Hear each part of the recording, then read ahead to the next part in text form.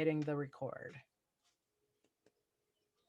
Hi, everybody. Welcome back. Dawn still isn't counting how many episodes before she goes on air, but I think we're at like 25 or 26. Amazing. So you know who I am, right? Dawn Scannell, and we are normalizing talking about our mental health and wellness one conversation at a time, because nobody should have to struggle alone.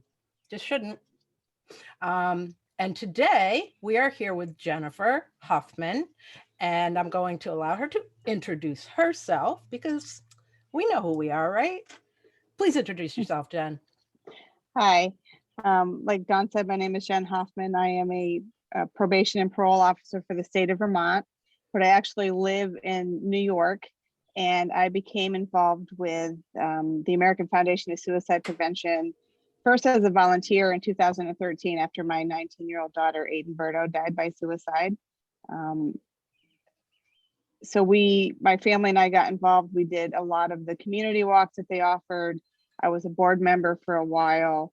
I co-chaired the Hike for Hope, which takes place in Lake George.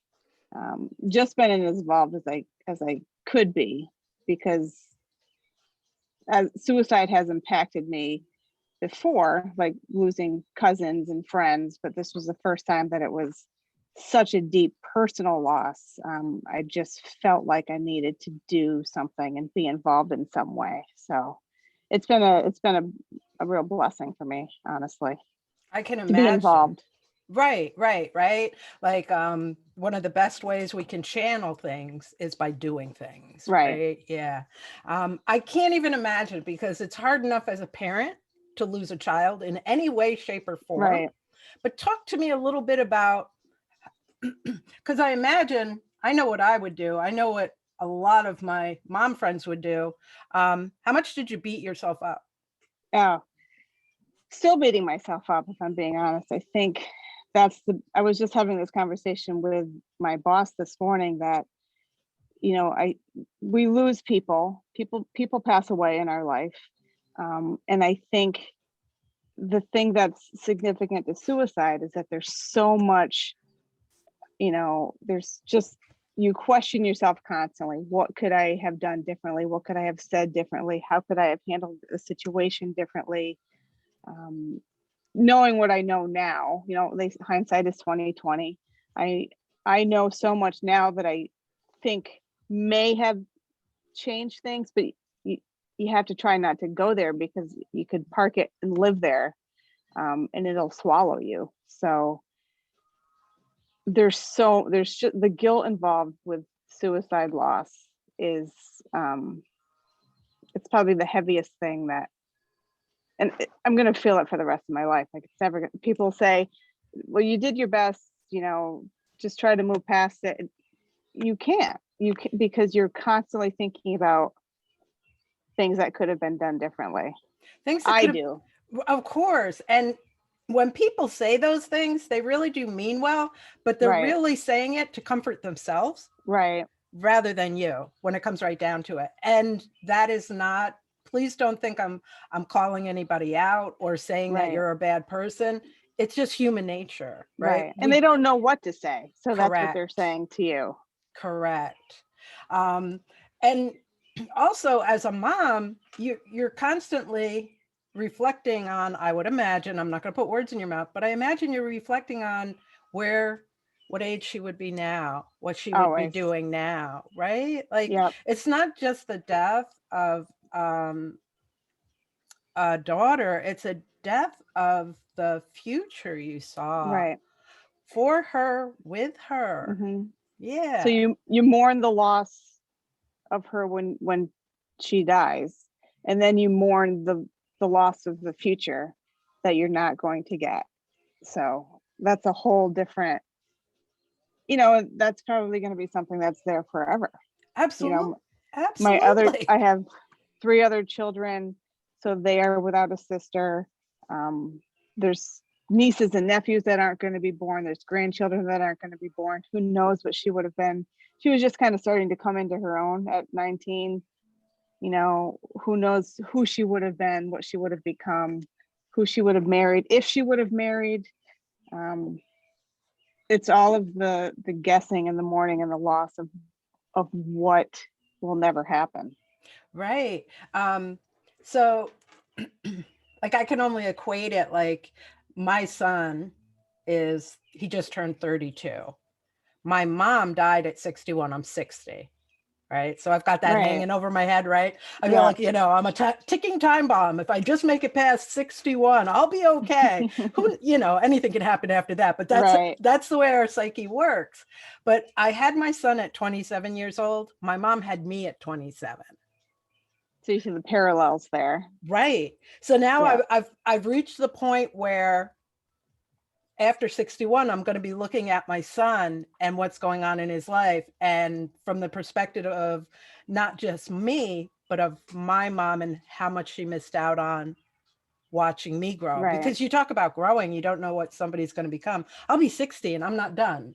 Right. Right. No, you're a long ways from being done. Exactly. Exactly. The minute you hang that up and say, oh yeah, Right. well, then your body's going to start dying, people. I'm here to tell you, it will shut down on you when you decide you're done. I am not done. I still have so much to learn. I still have so many failures to make to learn.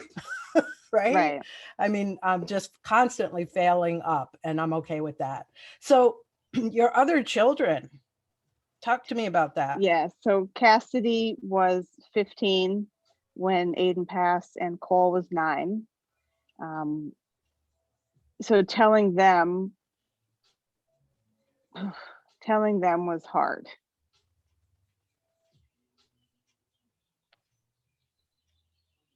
I replay it quite a bit, how I could have handled that differently. But it was, we're just in shock. So my Cassidy handled it the best that she could. She chose to actually go to school the next day to be probably with her friends and teachers and kind of be out of the house. So she didn't really have to look at my face. Cause I mean, I know how I looked and I know how I sounded. And I just was walking around. I chose not to tell my son at the time until after he got home from school the next day. Just because I had to think about how to tell him in a way that he would understand, in a way that he would hear it and understand it and know what was happening.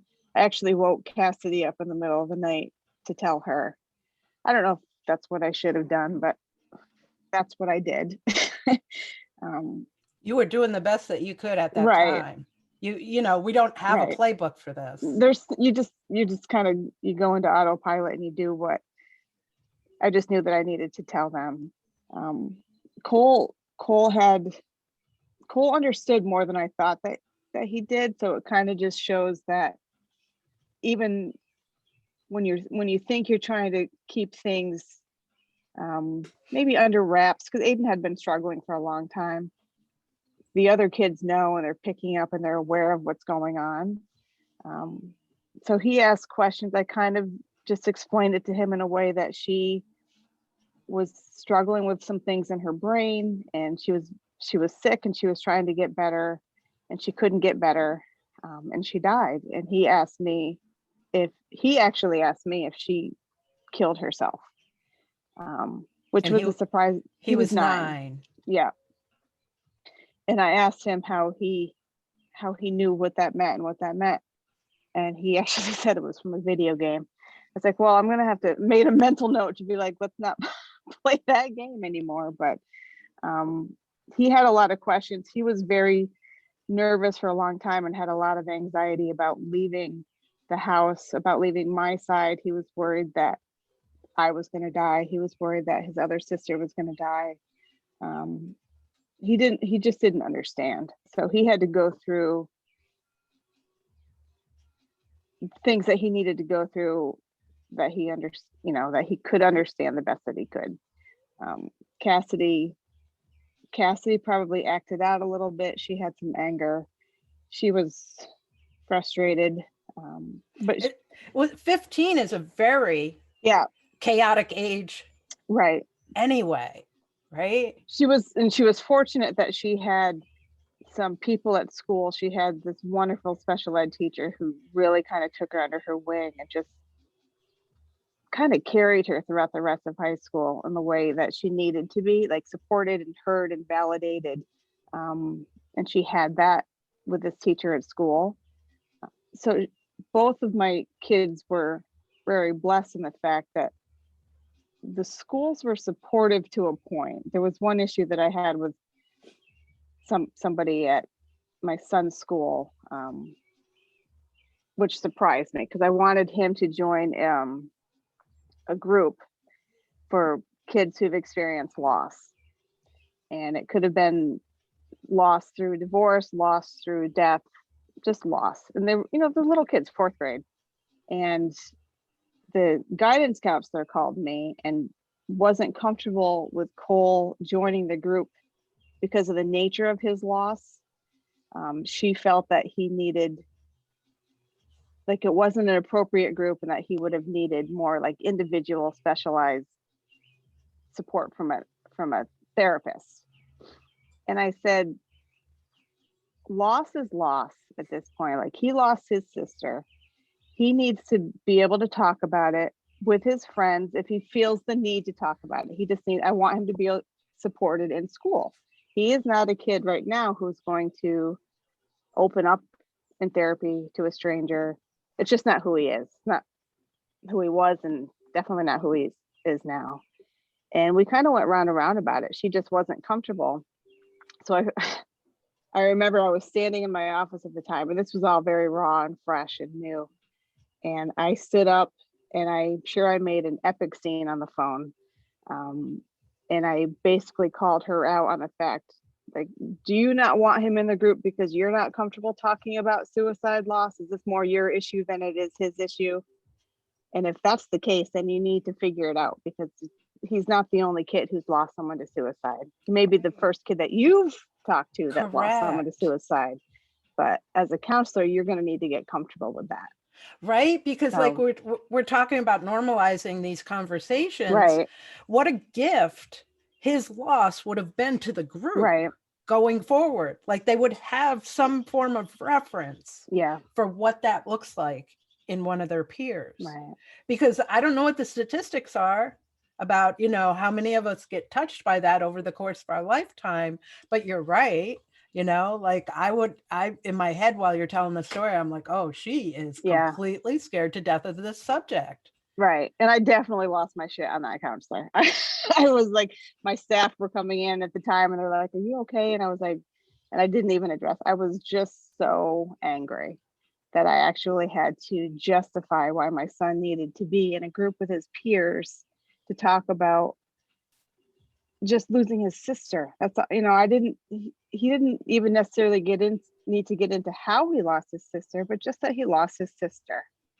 And she just seemed to be really uncomfortable with that. So I called her out on it, and I don't know if she's still there. I don't know the circumstances. So was he able, did he not ever be able? That is really sad, because if a classmate had, if he didn't say those words out loud about how he lost his sister, if a classmate had asked him, that was a great opportunity for him to be seen. Yes. By his classmates. Seen and heard. Right. To have the empathy of peers knowing now without it being weird. Right. And there could have been other kids in the group who have experienced similar loss, like grandparents, parents, friends, cousins, and you just never know who has experienced that loss until you start talking about it. Right. And then they would have had an example of, oh, I'm not alone. Right. As well.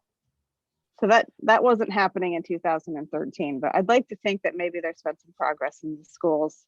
I know there wasn't in the high school. That was the elementary level. And I think I just felt like they were uncomfortable talking about anything at the elementary level, but kids are smarter than we give them credit for. Absolutely. They are tuned into what's going on. And, he asked if he could, I said, there's this group that maybe you could join to kind of just talk about what you're feeling and thinking. And he was open to it, and he wanted to do it because it was at school. He was comfortable with it. And so it didn't happen for him, but he Sad. tried.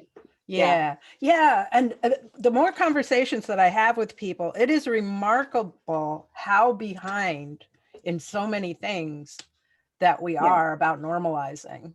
Right. Right. I Like, think I feel like she thought that if they were going to talk about it, it was going to be too real, and maybe it would give kids the idea to kill themselves, which isn't the case. I mean, no. we know that that's not how it happens. Like if you're suicidal, like you've been dealing with it for a little bit, and then somebody talking about it isn't going to push you over the edge to make that decision. So, I mean, that was just her own fear, I think. And Sure. really, And if that were the case, all kids would act exactly the same. right. Right? Because if they're going to take on with some, every notion that somebody else expresses or acts out, they would all be Right. crazy. And that's not the case, right? Right. It's the same logic as we're not going to talk about sex education because we're Oh, so scared that kids are then going to go have sex, which, knowledge is power. The more you talk about it, the more comfortable they get with it. I mean, that's just my opinion. I've been talking to my kids about sex forever, so I'm not so scared that they're just going to go out and do it because I tell them not to. Um, but I want them to be educated about what to do if they're if that going happens. to, And it's the same with exactly. mental health. Like you just need to talk about it. Absolutely. Absolutely. And so, so how is he now? He's good now. He had last year was actually a difficult year, and I don't know if it's because it was pandemic related. Um, but he started to ask questions last year that he had never asked before. Like he wanted to know more about the day itself. He wanted to know more about what she was going through, what she was feeling.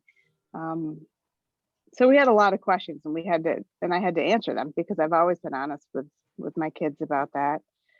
My kids all have mental health issues. I have anxiety and depression. I'm very open about it. All of my kids have been on medication. All have been in therapy. Um, but we've been able to kind of navigate that together as a family. I think because I've had probably depression since I was maybe 15.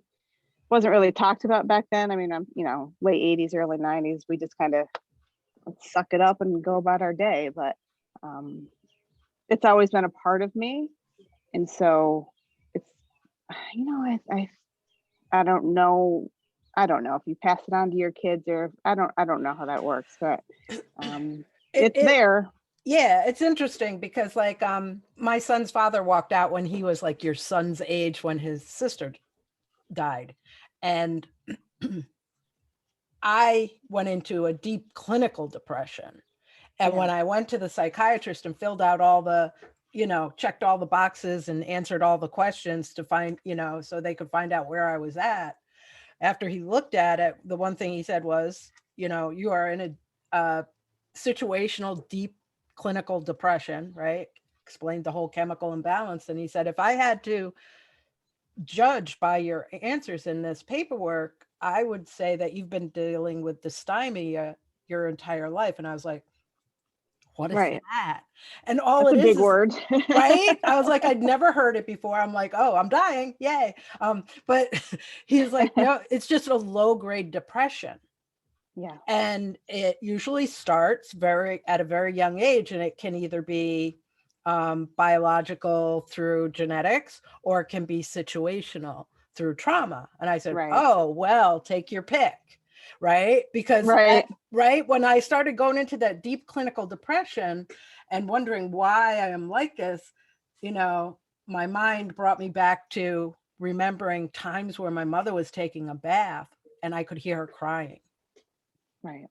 Right. I Yeah. remembered thinking about times when her mother, my grandma Pitts, was not herself. Yeah. Like she was 100% not herself, and as a small child, you wonder, oh, why is grandma mad at me today? Right. Because she's not the same. And I was like, oh, right? And then now it's all making sense as you're older right, and hearing this from the doctor that it just correct, goes back for generations. Yeah. right. And I'm like, well, that makes perfect sense then. And Yeah. then it also makes you really sad, like, because like you said, like I'm going to be 60 this year. So my mom, born in 1935, right? So she was the generation they gave the magic pills to when you went to Right. the doctor and were having a hard time handling life. Valium was a thing then, right? Yeah. Yes, it Um, was. right. And so that's how it was handled back then, which we know now is, medication is only part of the story, Right. right? It, Medication is only part, and it doesn't. I think that's what people are frustrated with, is it doesn't always work. So you have to go back and try to get a different kind. There's a lot of figuring out what works best for you, and so I think people get frustrated with the process. Um, absolutely. and they just say, I don't want to deal with it because it's too much work, or it makes me sick, or it doesn't. Because if you go in for something else, they prescribe you an antibiotic and it's done. But with mental health, it's so complicated. You don't know what's going to work for you, what's going to work with your body, what's going to make you feel nauseous. It's Right. it's not a quick fix. You Not a have to quick hang in fix, there. and the medication is just supposed to help with those chemical things Right. that are out of balance and put you in a place where you can think a little clearer and then explore Right. what you need to find out about yourself, right? Right. Yep. And it doesn't mean that you won't be depressed for the rest of your life. It means when you have those bouts, you now recognize it. And I'm speaking for me, people. I'm just Yeah. speaking on my own Yep. experience here. There are some times where I don't see it coming and I'm Yeah. in it before I recognize Right. it. There are other times where I see it on the horizon because it's situational of something that happened. And I'd like to point out, like, COVID was traumatic for all of us this past year, Oh, it sucked. right? But those of Yeah. us who have past trauma, and depending on what Yeah. it was, all of that trauma gets woken back up again Right. in the midst of the collective trauma that we all have gone through this year. And I would keep emphasizing that because at first people were really poo-pooing that. Like, oh, why? No, it's not that heavy. No, it really Yeah. is. I think it exacerbated everything because I was in a position to where I could work from home and work in the office.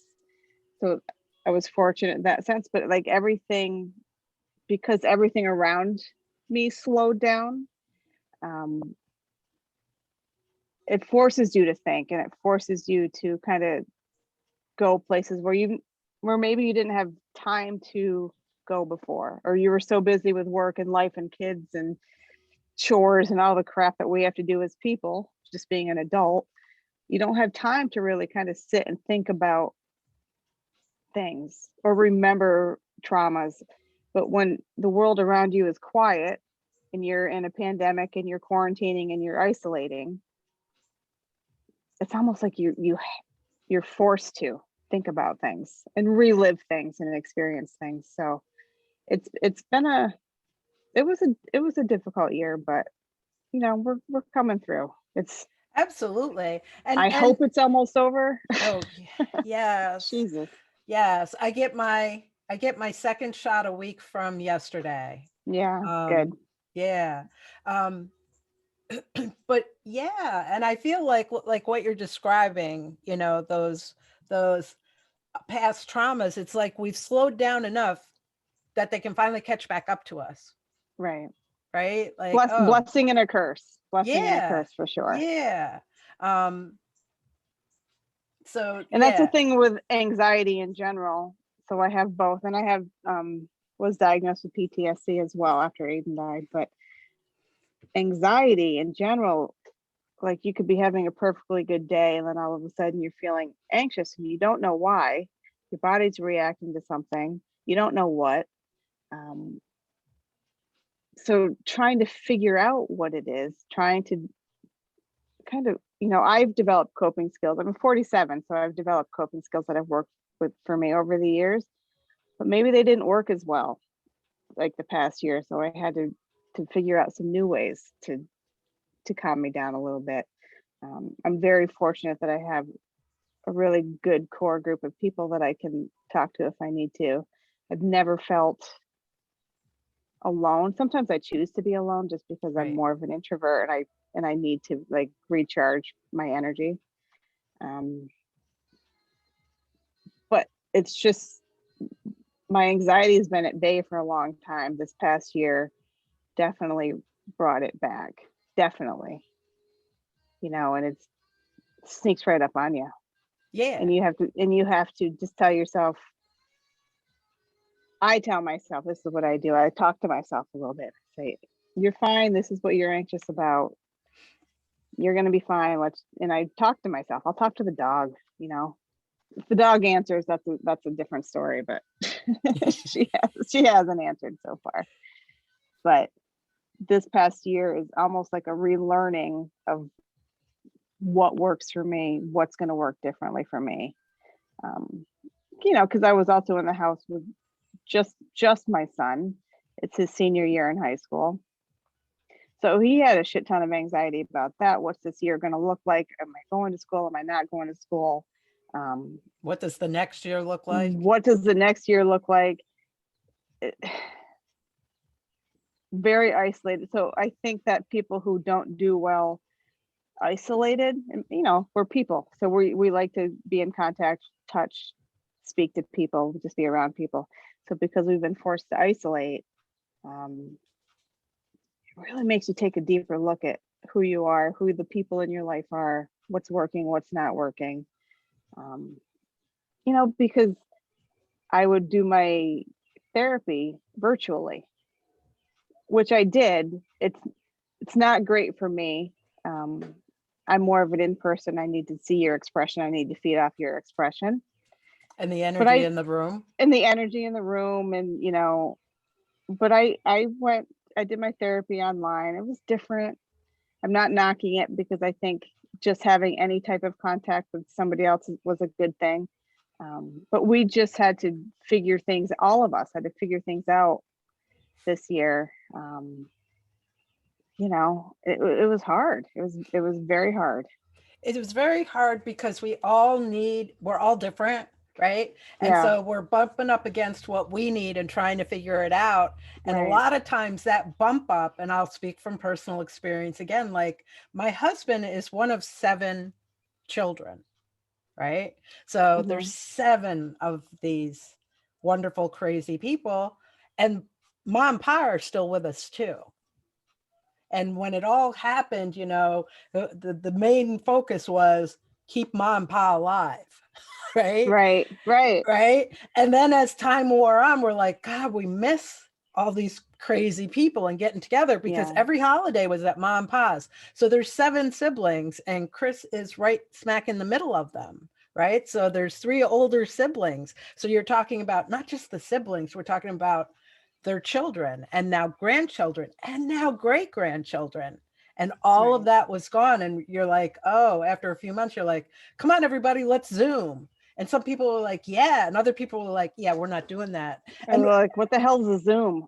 Right. But our first reaction is, why wouldn't you Zoom with us? Like, we need to see you. So it was like, but their need wasn't there. And it's like, oh my God, now I have to calm my needs down and honor your needs. And yeah, it was a crazy year for sure. But yeah, and a great learning experience, I guess. And things always change. Like you talk about monitoring your own, how you manage your anxiety, depression, etc. But as we age and life changes around us, we have to regroup every once in a while to do that too, whether it's COVID or. So is your son going to make you an empty nester? Well, he's graduating in May or June. No immediate plans. He wants to go to work. He's not somebody who wanted to go to college. He wants to go to work. So he kind of just has some time to figure out. I'm not booting him out right away. He has a little wiggle room to figure it out, but he's looking forward to senior year to be over with at this point. He didn't really get to enjoy it. Like most kids, they didn't get to enjoy it. Prom, all of the things that you're supposed to be able to do. It just was different this year. I don't know what Yeah. graduation is going to look like. So he's ready to be done with it and on Yeah. to whatever the next chapter is. That's for sure. Right. And like I said, my son is 32, so he's been out of my nest for a long time. But, this is a new to me marriage that I'm in and have been in this relationship for 6 years because my second husband died. And it was one of the bonuses of my new relationship was my husband was a late starter. We went to school together. We've known each other since we were 14. But he was a late starter. And so when I came into this family, his boys, my bonus boys, were 15 and 17. So I got kids back in the house. Right. Yeah. So I went from being an empty nester to being able It's to an feed, adjustment. right? Feed boys again. But I loved it. I was like, oh my God, boys that eat too much. I know this, Yeah. right? I The got noise, the noise. I'm real comfortable in the noise. Right. I still call myself a tomboy princess. I was not a typical girly girl, although some people would beg to differ. My sister swears I'm a girly girl. I'm like, but I'm not. I'm loud. I'm obnoxious. Right. Right. Boys were Cool. easy for me. Yeah. Yeah. Like I could deal with all this. Yeah. But every stage, and now we're empty nesters again. And it was interesting because I had already been through it, and it's a different relationship. I love them, but it's different, and I had been through it already. It was very interesting to watch my husband go through it for the first time. Yeah. Yeah. Yeah. It's a change. So my Cassidy moved out very quickly. She, like her last day of school, she moved out before even graduation. She was just like, I'm ready. I got to get out of here. Let's do it. So she's always kind of been a little independent, ready to get out there, kick the world's ass and do her thing. Cole might do that. He might linger a little bit. Again, it's a different time right now, so I'm good with whatever. I mean, as long as they're around me and in my life, and they're happy, I'm happy. Right. That's it. I mean, we've learned the hard way that life is too short. So I've tried to instill in them just, it's not so much important. It's not so important what you do with your life, just as long as what you're doing makes you happy, brings you joy. Surround yourself with people that carry you forward, not weigh you down, because it can change in an instant. And we have learned that the hard way. So one of the things that we always do, and I've always made a point to do since Aiden died, was to just always talk to them about ever. We've all been open about our mental health. We've all been open. We talk about Aiden all the time, like she's still there. Because for us, she is still there. So she's a very big part of our life.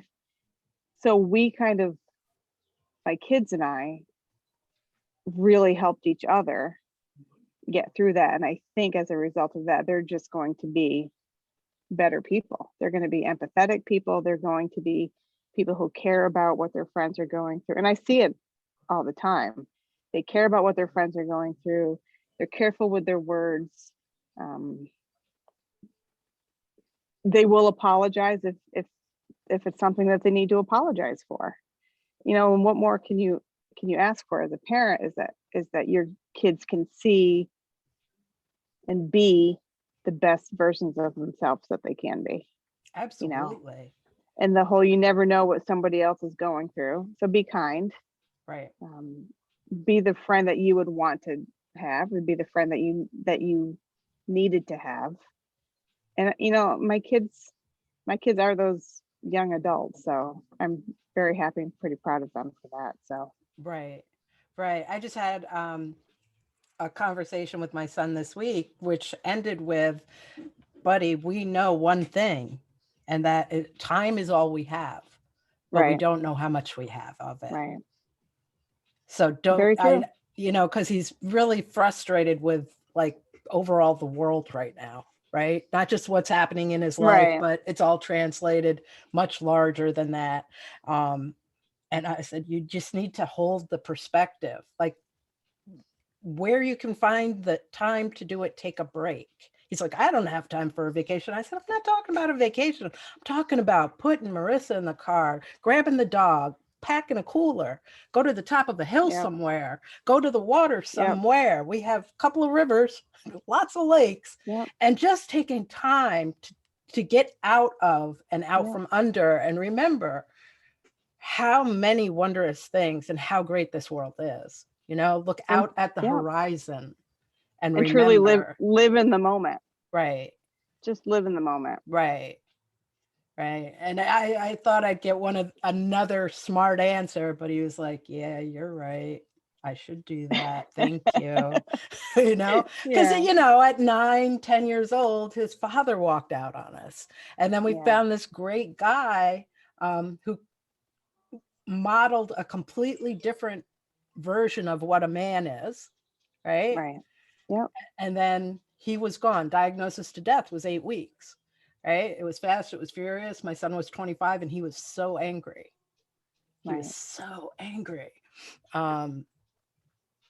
And, navigating how to talk to him about it, knowing he needs to talk about it, right, was really tricky. And I remember like a month or so afterwards, he was living in Troy at the time, and I came up because I was in Westchester.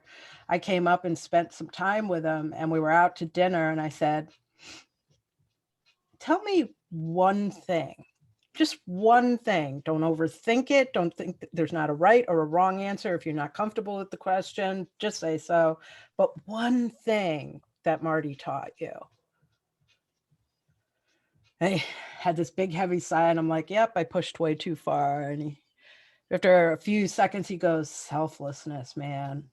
Like he was the epitome of selflessness. Yeah. Right. And then that led to a conversation. Finally, so now we had some place to navigate from, and he had some outlet for more thoughts behind that. But, you just got to keep trying. Right. Yep. Every day's a new day. Yeah. Yep. So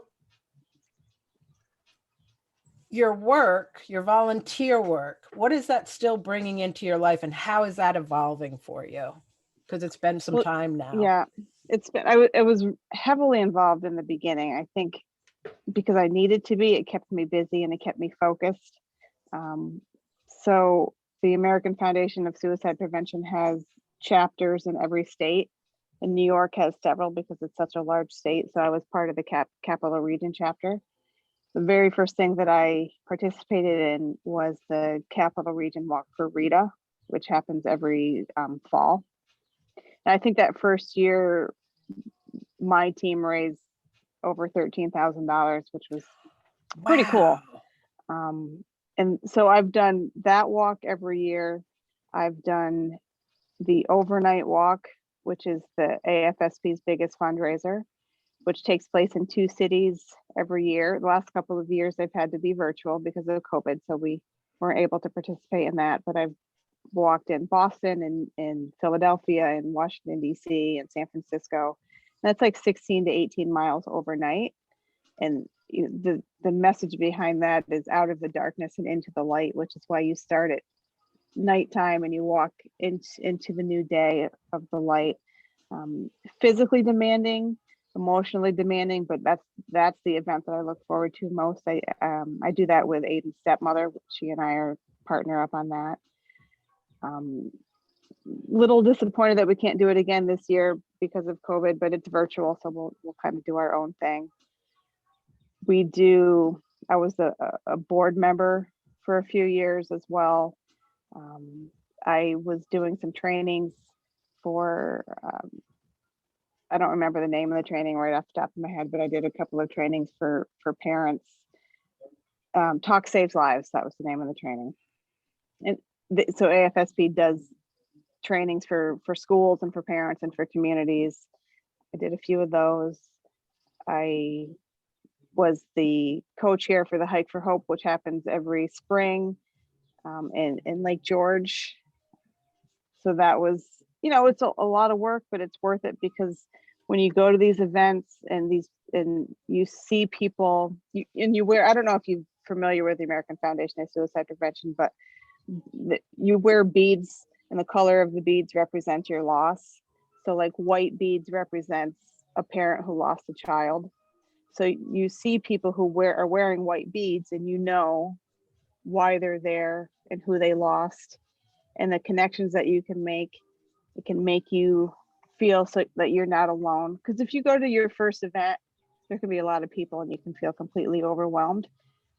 But I tell you, the first time, and I'm not a hugger really, but the first time someone came up to me with white beads and just hugged me, and it was like we just held each other for probably 5 minutes, total stranger.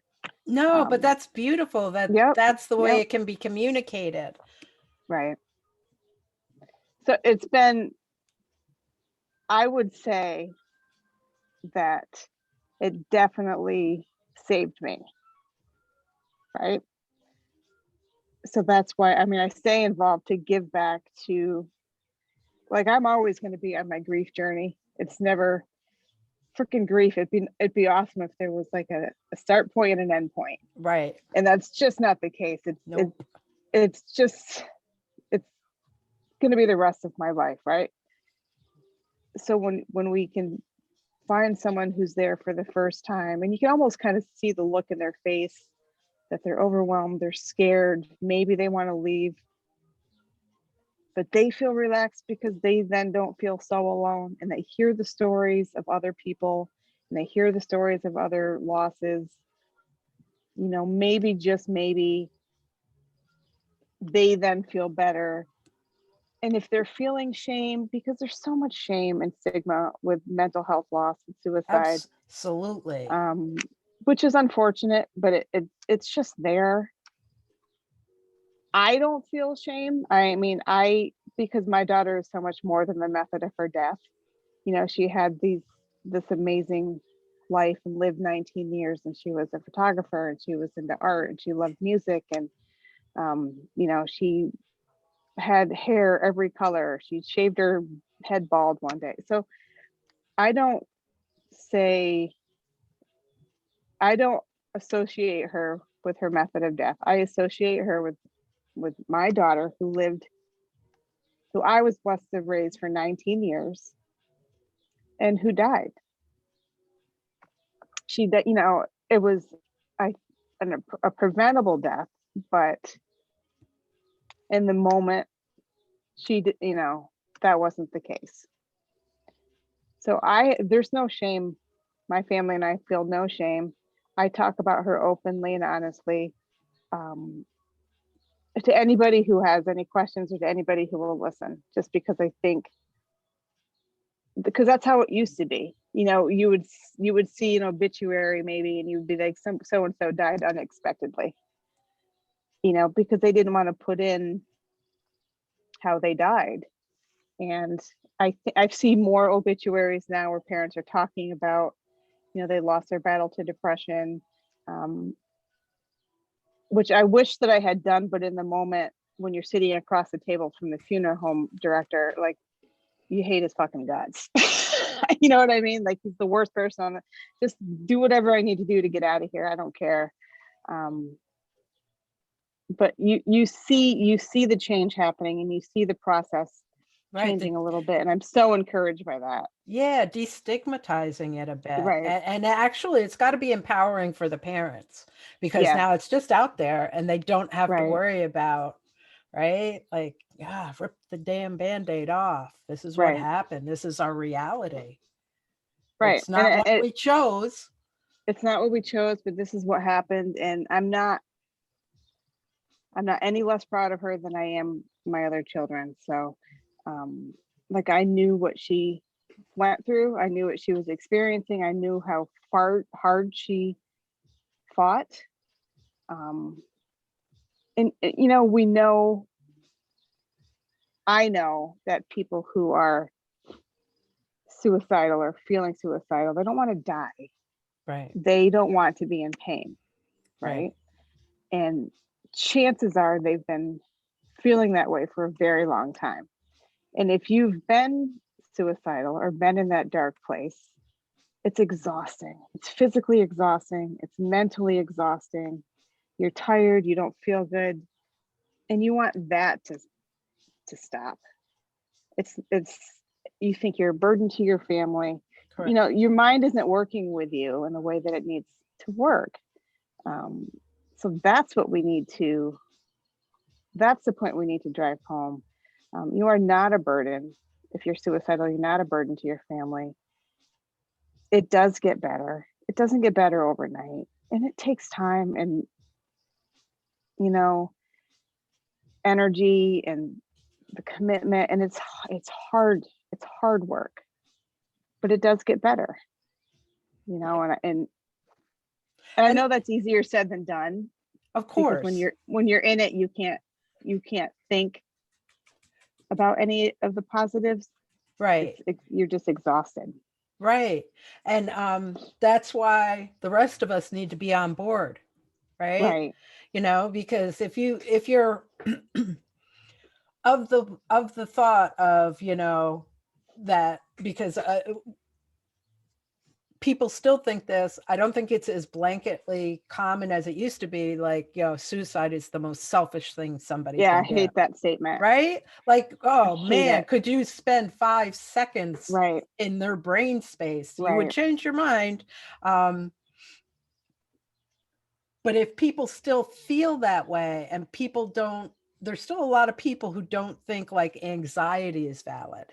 Right. Right? Oh, stop worrying about things. Have Oh, you tried not doing that? Have you right. tried not being Those sad? kinds of things.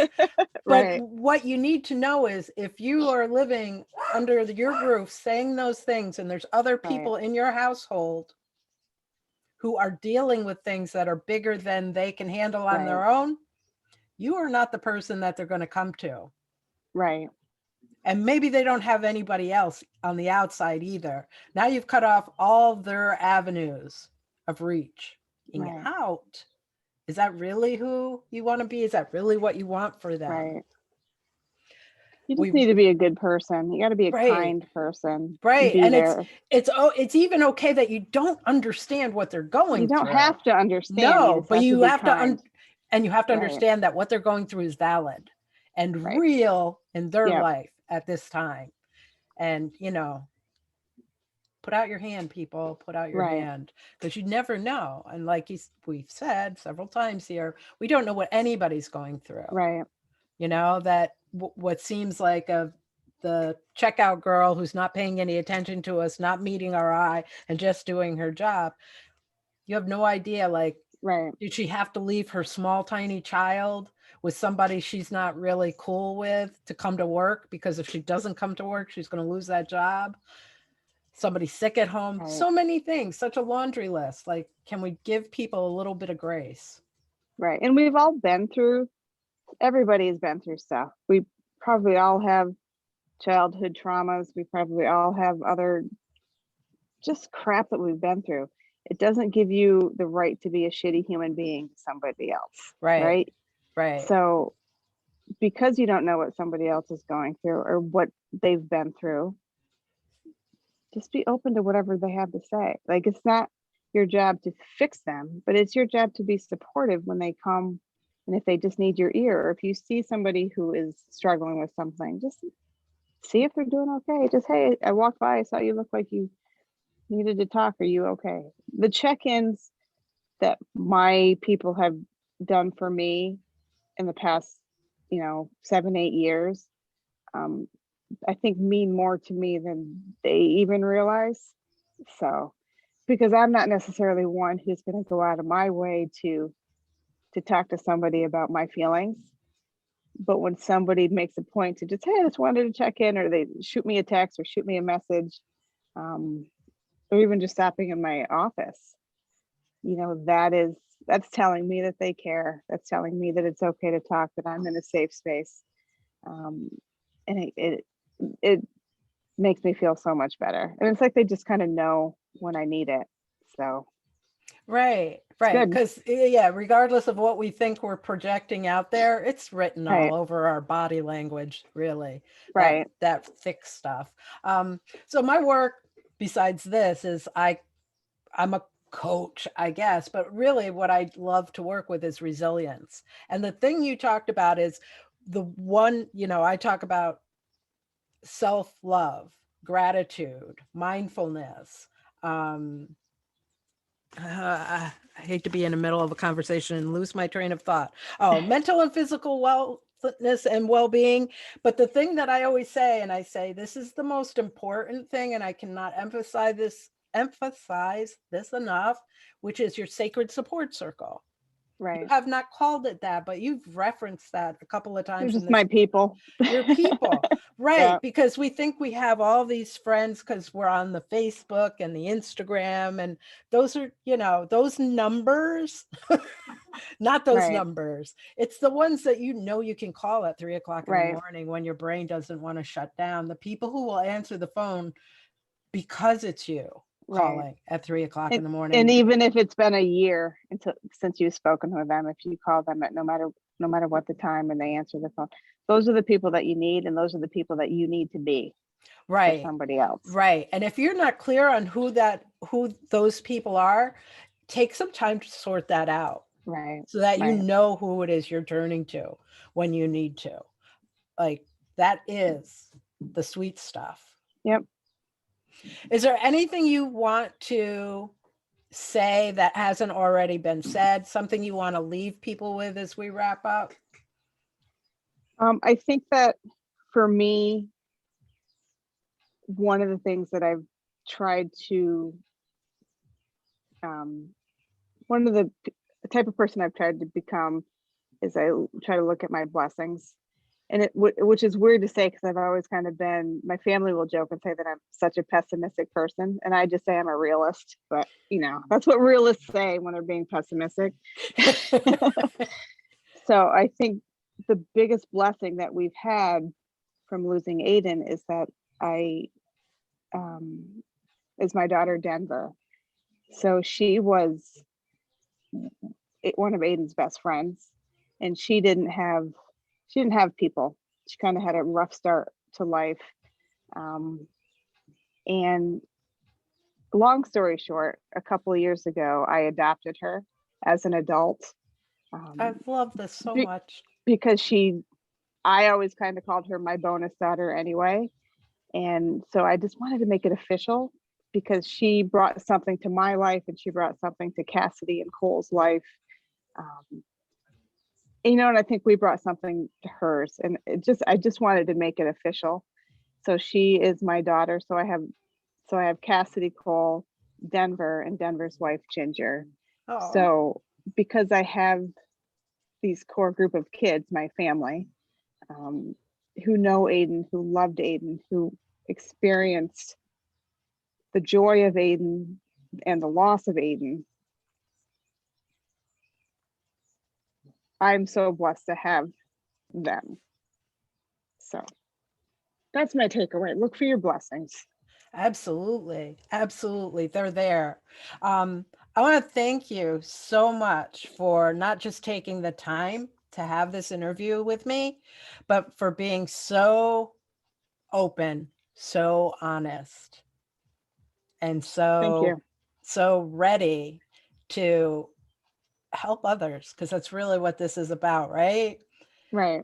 Right? That's really why you're doing this. You just got to be able to talk about it. You never know who you're going to help.